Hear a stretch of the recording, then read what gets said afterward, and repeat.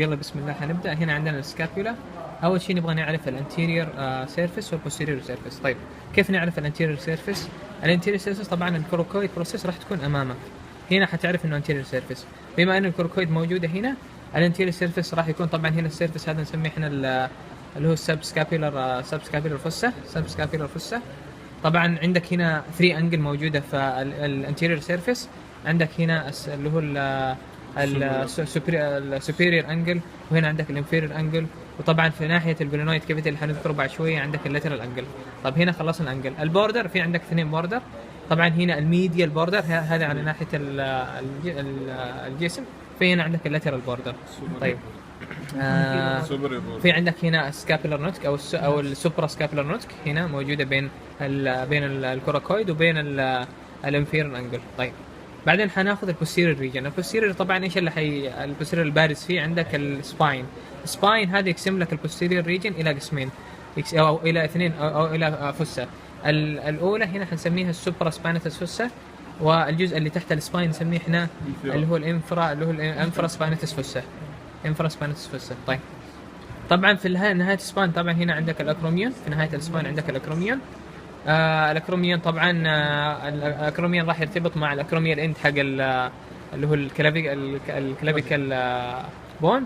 طبعا هنا عندك طبعا هنا من ناحيه طبعا في ناحيه الجلونويد زي ما احنا عارفين هنا عندك اللاترال اند زي ما ذكرنا في ناحيه الجلونويد لاترال بوردر او لاترال. طيب حناخذ اللاترال. في اللاترال ايش راح نشوف الجلونويد كافيتي.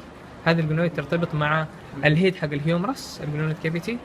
وعندك تحت الجلونويد كافيتي عندك اللي هو الانفرا جلونويد التوبريكال، وعندك فوق السوبرا جلونويد توبريكال. وعندك ايضا هل في حاجه بارزه غيرها كمان؟ تقريبا هذه خلاص الاتجاهات حددناها احنا. الاتجاهات حددناها اللاترال، يعني هنا من ناحيه الجلونويد اللاترال هذا تعرف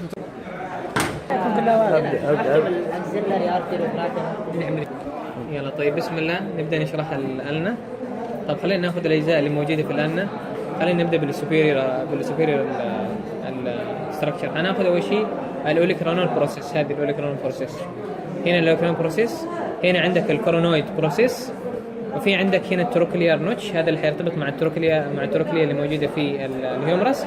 هنا عندك الراديال نوتش، وهذا حيسوي ارتكيليشن مع الراديوس. طيب عندك ايضا المارج. عندك هنا الانتر اوسيس مارجن. الانتر اوسيس مارجن يعتبر لاترال بالنسبه للالنا. طيب عندك ايضا هنا طبعا الانتيريور بوردر. هنا عندك الستيلويد بروسيس. هنا عندك الهيد اوف ذا ارنا. طيب هذه الاشياء الواضحه قدام في البوستيريور في الانتيريور. خلينا نشوف البوستيريور اسبيكت. في البوستيريور اسبيكت طبعا هنا حيكون عندك البوستيريور مارجن، وهنا عندك البوستيريور سيرفيس طبعا في الناحيه. عندك الانتروسيس مارجن موجود هنا لاترال واضح. هنا الكرونال بروسيس، وهنا حيكون ستيشن مع ترايسل. هنا عندك الستيلويد بروسيس والده. طيب الان نبغى نحدد هل هي يمين او يسار. اول شيء خلينا نشوف الانتيريور اسبيكت. الانتيريور لازم يكون هنا انتيريور على اساس الكرونال بروسيس. طيب هل نبغى نحدد يمين او يسار؟ حنشوف على اساس الانتروسيس مارجن. الانتروسيس مارجن زي ما قلنا احنا في الان لاترال. طيب وبس هذه الان خلينا نمثلها الان. بدل منه حيكون لاترال المفروض يكون في هذه الناحيه، بالتالي راح يكون يسار. حيكون لاترال انتروسيس مارجن، وهذا حيكون انتيريور على اساس البروسيس اللي موجوده في الالنا. طيب هذه يسار خلاص. طيب بسم الله نبدا. هذه عندك الراديوس. طبعا الراديوس الاجزاء اللي فيها قليل. راح نبدا اول شيء بالهيد. هذا الهيد اللي هنا، وتحتها عندك النك، وعندك هنا الراديال تيوبريسيتي او البايسب او البايسب تيوبريسيتي كلها بنفس ده. طبعا هنا عندك الانتيريور بوردر. من خلال الراديال تيوبريسيتي راح تعرف انه انتيريور، فهذا الانتيريور بوردر. هنا عندك الانتر اوسيس مارجن، ويكون ميديال بالنسبه للراديوس، يكون ميديال. طيب هنا عندك الستيلويد بروسيس حق الراديوس. في البوستيريور اسبيكت ايش راح تشوف في البوستيريور اسبيكت؟ راح تشوف عندك هنا البوستيريور بوردر بس هذا. وهنا عندك الستيلويد بروسيس. عندك ايضا هنا اللي هو الالنر نوتش، وهذا اللي حيسوي ارتكيليشن مع البوستيريور اسبيكت حق الالنر. طيب هنبغى نعرف هل هي يمين او يسار.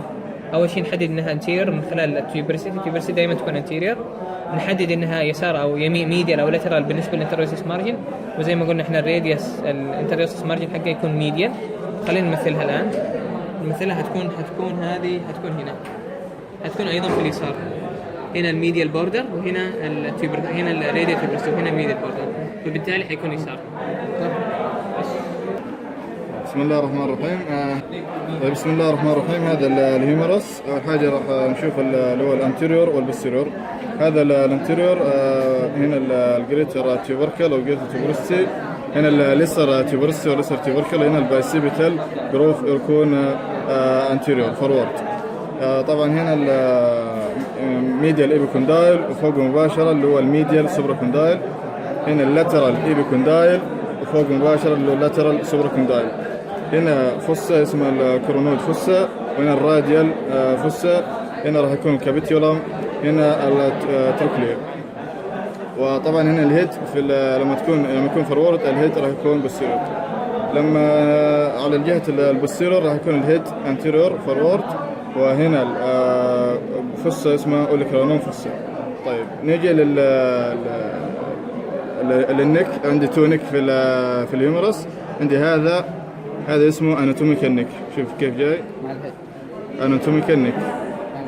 وهنا راح يكون هنا السيرجيكال نك.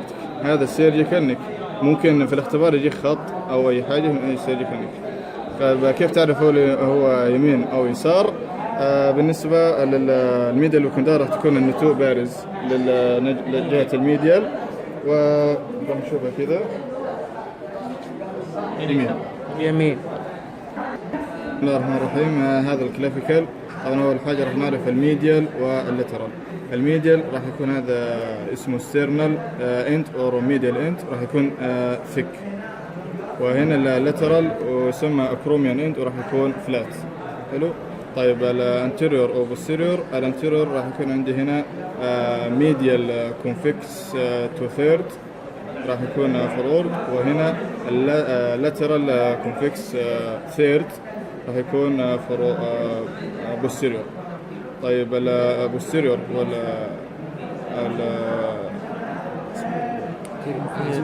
سوبيريور او انفيريور. السوبيريور راح يكون سموث، ولا انفيريور راح يكون رف. يمين او يسار. هنا قلنا الميديال والسترنر راح يكون لجهة السترنم، وهنا راح يكون جهة الشولدر راح يخف كذا. إذا فوق يمين. بسم الله. خلينا نبدا العظام حق الهاندز. خلينا نبدا من البروكسيمال. حنبدا من تحت.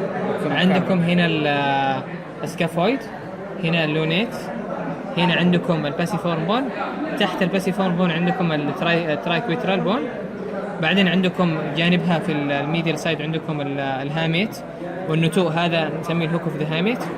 عندكم هنا الكابيتيت، هنا الكابيتيت. عندكم هنا الترابيزويد والترابيزيوم. اوكي، خلينا هنا ترابيزويد وهنا ترابيزيوم. طيب خلينا ناخذ الان الميتاكاربال بون. طبعا هنا الميتاكاربال بون هذه موجوده هنا الفيرست ميتاكاربال. نبدا من الثمب الفيرست العد. فهنا الفيرست، السكند، الثيرد، الفيرث والفيفث ميتاكاربال بون. هنا البيز حقهم. طبعا هنا البيز حقهم. طيب عندك بعدين نبدا الفانينكس او الفانكس. في عندكم بالنسبه للثمب اللي هي الفيرست فانكس، في عندك البروكسيمال والديستال، ما في انترميديت او ميدل. وبالتالي هنا عندك البروكسيمال فالانكس، الفيرست بروكسيمال فالانكس، وهنا عندك الديستال فيرست بروكسيمال فالانكس. بالنسبه لبقيه الفينجرز اللي هو الاندكس فينجر والميدل فينجر والرينج فينجر والليتل فينجر، في عندك هنا في الاندكس فينجر 3 طبعا، والبقيه كلها 3. حيكون عندك هنا البروكسيمال او فين البروكسيمال، هذا البروكسيمال فالانكس، وهنا عندك الميدل فالانكس، وهنا عندك الديستال فالانكس، ويتطابق مع البقيه. طبعا الترتيب زي ما قلنا هنا 1 2 3 4 و5. بسم الله. خلينا نحدد البريكال بليكشس مع نتبع البرانشات حقهم اللي هو النيرف، ونبغى نحدد اللي هو الارتري مع البريكال مع البرانشز حقهم. طيب خلينا نبدا بالبريكال بليكشس على حرف الام. هذا حرف الام. هنا عندنا طبعا هنا عندنا الميديان نيرف، وهنا عندنا المسلوكوتينس نيرف، وهنا عندك الالنا نيرف. طيب خلينا الان نشوف هذا رفعناهم. نبغى نشوف البوستيريور كورد اوف ذا بريكال بليكشس عشان نحدد الارتريز، عشان نحدد هذا البوستيريور كورد اوف ذا بريكال بليكشس. هذا هو. طبعا الامتداد حقه حيعطيك الراديال نيرف. هذا الراديال نيرف خلاص حددناه. طب هذا الراديال نيرف. طيب عندك ايضا الاكسلري ارتري. الاكسلري ارتري طبعا هذا الاكسلري ارتري طبعا عشان تحدده من الملمس حتشوف انه في تجويف في الداخل. وثاني حاجه في ازرق، في زي اللون الازرق كذا، عباره عن فينس كوميتانتينز او فينس، هذه مصاحبه للارتري. طيب خلينا هذا طبعا بوستيريور سيركمفلكس هيومر ارتري. طب خلينا نتبع الان الميديان نيرف. طبعا الميديان نيرف في الفور ارم حنتبعه، حيمشي بين الهيد حق البرونيتور تيريس، وراح هذا بالنسبه في الكوبيتال فوسا حيمشي بين الهيد حق البرونيتور تيريس. بالنسبه قبل الهاند او في الانتيريور في الارم حيوصل في هذه المنطقه. نتبعه فين هذه المنطقه، هذا هو. طبعا مقطوع هنا في هذه مقطوعه هنا، بس هو غالبا عشان يدخل الهاند حيكون ماشي في الديب تو ذا فليكسور تونيكولم. طيب هذا الميديان نيرف تبعناه. طيب الان خلينا نتبع الالنا ارتري، الالنا نيرف. طبعا هنا الالنا نيرف، هذا الالنا نيرف هنا. الالنا نيرف طبعا حيمشي حيمشي خلف الميديا اللي بيكون دايل، حيوصل في الميديال اسبيكت حق الفور ارم، حيكون هنا، حيكون هذا هو. وطبعا هو يعتبر ميديال للالنا اللي حنذكره بعد شويه، هذا هو الالنا نيرف طبعا. وطبعا هو حيمشي سوبرفيشال تو ذا فليكسور تونيكولم، هذا الالنا نيرف. طبعا هو زي ما قلنا احنا ميديال للالنا ارتري. طيب خلينا ناخذ اخر حاجه اللي هي الراديال نيرف. طبعا مسلوكوتينيوس راح يدخل على البراكياليس وخلاص راح يوقف، هذا هو في الكراكو براكياليس اقصد، وراح يوقف. عندك ايضا خلينا ناخذ الراديال نيرف. الراديال نيرف هذا الراديال نيرف. خلينا فين نطلع هذا الام، هذا هو، هذا الراديال نيرف. طيب الراديال طبعا حيمشي حنجيله من هنا، هذا الراديال نيرف ماسك في اللاترال اسبكت حق الفور ارم في اللاترال. طيب بعدين حيدخل في الكوبيتال فوسا. طبعا هو يعتبر من الكونتنت حق الكوبيتال فوسا، وطبعا هو راح يخترق الترايساب. وفي الاخير اخر مجرى له حيكون في اللي هو هنا في حيسوي وايدنج او ويندنج اراوند ريست اسبكت اوف ريست. حيكون غالبا هنا تقريبا هذا وهذا، ما نعرف لكن غالبا هذا هو. طيب باقي عندنا الاكسلري ارتري والبريكال ارتري. طبعا الاكسلري ارتري حنحدده من هنا، اخر مجرى له حيكون في اللي هو البوستيرر اللي هو اللور اوف ذا تيرس ميجر. حيكمل على هيئه هذا هو حيكمل على هيئه بريكال ارتري. وطبعا حيحصل له برانشنج فين؟ حيحصل له برانشنج في الكوبيتال فوسا. هنا البرانشنج هذا طبعا هذا البريكال ارتري، هنا الكوبيتال فوسا. طبعا هنا عندك الراديال ارتري وهو لاترال، وهنا عندك الميديال ارتري فين شايفه هنا، هذا البريكال، هذا الراديال ارتري، وهذا الالنر ارتري. طيب طبعا الالنر ارتري نعيد مره ثانيه هنا، الالنر ارتري حيعتبر فين الالنر ارتري؟ يعتبر ميديال يعتبر لاترال للالنر نيرف. بس هذه بسم الله الرحمن الرحيم. We're talking about the muscles of the pectoral region. عضلات منطقة البكتورال ريجن. عندك المنطقة متبين، عندك الكلافيكل والاسترنم، وتخش بعدين على المنطقة هذه. أول عضلة موجودة أمامك اسمها بكتوراليس ميجور، ترفعها تحتها مباشرة عضلة اسمها بكتوراليس ماينور، وعندك العضلة الثالثة اللي هي مرتبطة مع الكلافيكل اسمها سب كلافيوس ماسلز. يلا نبدأ بسم الله نشرح عضلات الباك ماسلز. طب أول شيء حنبدأ بالفيرست لاير. في الفيرست لاير أوضح حاجتين عندنا العضلتين اللي هي الترابيزيوس، وضح عليها هذه الترابيزيوس، واضح الترابيزيوس طبعا ماخذه زي تراينجلر شيب. وفي عندك تحته هنا اللاتيسمس دورساي، هذه العضله الكبيره اللي هنا. طيب هذه ترابيزيوس واللاتيسمس دورساي. طب عندك بالنسبه للعضلات السكند لاير ممكن نشوف بعض العضلات المجاوره هنا. طبعا هي السكند لاير او الثيرد لاير لازم نشيل الترابيزيوس واللاتيسمس دورساي عشان نشوفهم كلهم، لكن احنا حنشوف العضلات البارزه هنا عندنا. هنا عندك التيرس ميجور اللي بجانبها هذه التيرس مينور، وهنا عندك الانفراسباينتس مسل. هنا عندك طبعا السباين، انا على اساس كذا قلت انها الانفراسباينتس مسل. هنا عندك الدلتويد، العظمه الكبيره هنا الدلتويد مسل. في عندك ايش من عضله بارزه هنا؟ في عضله بارزه هنا هذا لا رومبويد ميجور، نوضحها في فيديو ثاني اوضح. حاطلها حتى. طيب هنا عندنا البوستيريور اسبكت حق السكافولا. طبعا البوستيريور اسبكت عندك الميديال بوردر، هذا الميديال بوردر في عندنا ثلاثه مصل ماسكه فيه، اللي هي عندك من فوق لتحت عندك الليفاتور سكافيلي، بس ما هي موجوده، هي مقطوعه تقريبا هنا مكانها فوق السباين، الليفاتور سكافيلي في الميديال بوردر.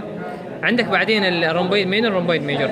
الرومبويد مينور طبعا ماسكه في نفس الاتجاه حق السباين، في نفس الاتجاه، هذه الرومبويد مينور. بعدين عندك رومبويد ميجر تحت السباين اللي هو الانفيريور بالنسبه للسباين، وماسكه ايضا في الميديال بوردر. هذه الثلاث مصل اللي هنا.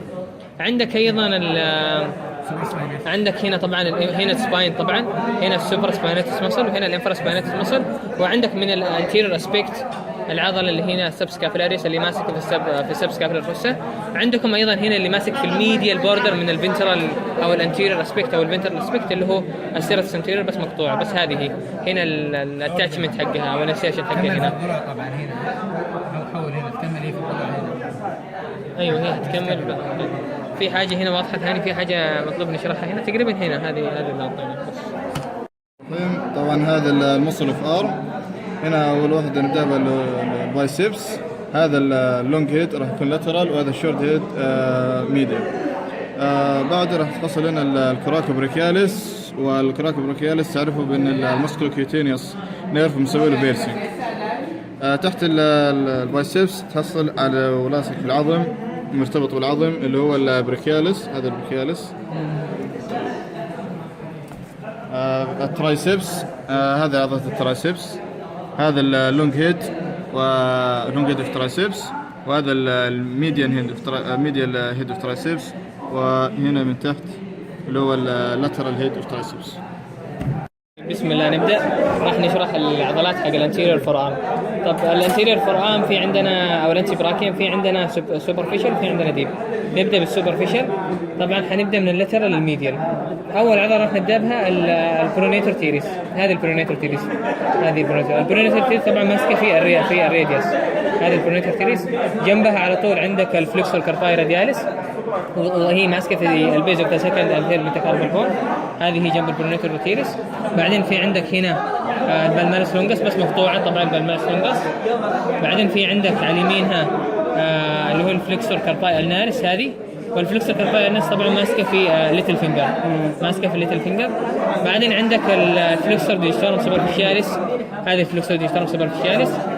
هذا التندن حقها، طبعا التندن حقها ماسك في الميديا في الميديا الفالينكس وزي التندنين، اثنين تندن. هذه هي طبعا سوبرفيشال. هي تعتبر في بعضهم يعتبروها ديب، في بعضهم يعتبروها. طب خلينا ناخذ الديب. الديب عندنا ثلاثه. نبدا اول شيء بالفلكسور بوليسيز لونجس. هذه الفلكسور بوليسيز لونجس. هذه فلكسور بوليسيز لونجس. طبعا زي ما تلاحظون هذه التندن حقها لو حركنا التندن حقها راح يتحرك معنا الثم. شوف حركه الثم قاعد يتحرك معنا. هذه فلكسور بوليسيز لونجس. طيب بعدين عندك الفلكسور ديجيتورم سوبرفيشاليس، الفلكسور بروفندس، الفلكسور ديجيتورم بروفندس. طبعا عشان تحددها ممكن تمسك التندن اللي ماسك في الفالينكس. هذا التندن ممكن تمسكه، ممكن تمشي على الاتجاه حتوصل انها هنا. هذه العضله هذه الفلكسور ديجيتورم بروفندس. وزي ما تلاحظون السيشن حقها راح يكون في الديستال فالينكس حق الفور ميديال فينجر، وراح يكون هنا داخل كانه مار بين التندن حق الفلكسور ديجيتورم سوبرفيشاليس. وفي عندك عضله طبعا ماسكه بالترانسفيرز وبالعرض اللي هي العضله اللي هنا اللي هو البرونيتس كوادريتس. هذه العضله موجوده هنا واضحه طبعا هي ماسكه بالعرض. بس هذه العضلات حق الديب. هذا الباك اوف فور ارم. هذا السوبرفيشال مصل السوبرفيشال. طيب هذا اول واحده البريكو رادياليس. هذا البريكو رادياليس، وتحتها الاكسنسور كارباي رادياليس لونجس. هذا مبينه بالابيض، وهذا اللي تحتها برضه بالعلامه الابيض. هذه الاكسنسور كارباي رادياليس بريفيوس. وهذه العضلات يدك هذه العضلة. شوف هذه تفصلها. هذا الاكسنسور ديجيتورم، واللي بجنبها بالضبط اللي هو الاكسنسور ديجيتي من هنا. شوف واصلة للأصبع الصغيرة اللي هو الليتل فينجر، واخر واحده اللي هو الاكسنسور كارباي النيرس برضه موصله للليتل فينجر. باقي عضله واحده اللي هو الانكونيوس. باقي هنا الانكونيوس، عضله الانكونيوس. هذه عضله الانكونيوس. راح تشوفها كذا، راح تشوف الخطوط المكتوبه هنا جايه من اللاترال ليبوكوندايل وخاشه في اللاترال بوردر اوف اوليكرونوم بروسيس فارنا، جايه كذا. شوف الخطوط واضحه. طيب يلا بسم الله نبدأ. اليوم حنشرح نشرح الباك فور ارم، نبدا نشرح الديب مسلز. طبعا ديب مسلز عندنا 5 ديب مسلز. حنبدا من اللاترال للميديال. اول وحده في اللاترال عندنا الابدكتور بوليسيس لونجس. هذه الابدكتور بوليسيس لونجس، شوفوا اوضحها هنا، هي ديب تعتبر، وفي نفس الوقت في اللاترال وماسكه في الثمب. طبعا هذه الابدكتور بوليسيس لونجس. اللي على يسارها على طول اللي هي ميديال لها على طول، اللي هو الاكستنسور بوليسيس بريفاس، وهي برضه في نفس الوقت ماسكه في السم. طبعا هنا اللي هو اللي السنف بوكس، هنا السنف بوكس. فالسنف بوكس اللاترال بالنسبه له الابدكتور بوليسيس لونجس والاكستنسور بوليسيس بريفاس. هذه هي الاثنين، هنا الابدكتور وهنا البريفاس. طيب بعدين عندنا الثالثه اللي ماسكه في الثمب، تعتبر ميديال بالنسبه لهم. خلينا نوضحها هنا، هذه بالوردي، هذه الاكستنسور بوليسيس لونجس. هذه تعتبر ميديال بالنسبه للاكستنسور بوليسيس بريفاس، وهي ماسكه طبعا برضو في الثمب، وهذا التندن حقها، طيب، وهذه هي ماسكه في الوردي. بعدين ناخذ الميديال بالنسبه لهم الرابعه اللي هي الاكستنسور انديسيس. والاكستنسور انديسيس ماسكه في الاندكس فينجر اللي هو بعد الثمب، هذا الفينجر. فالاكستنسور انديسيس راح تلاحظ انها موجوده ميديال بالنسبه للاكستنسور اللي هو ميديال بالنسبه للاكستنسور بريفاس او لونجس، اكستنسور لونجس. باقي عضله واحده اللي هي سوباينيتر مصل. السوباينيتر مصل طبعا ما فيها تندن، راح تحصلها على طول تحت الاكستنسور كارباي رادياليس لونجس، على طول تحتها هذه العضله اللي هي السوباينيتر. طبعا السوباينيتر ما فيها تندن، وماسكه في النك والشافت حق الراديوس، هذه العضله بس. الصوت واضح.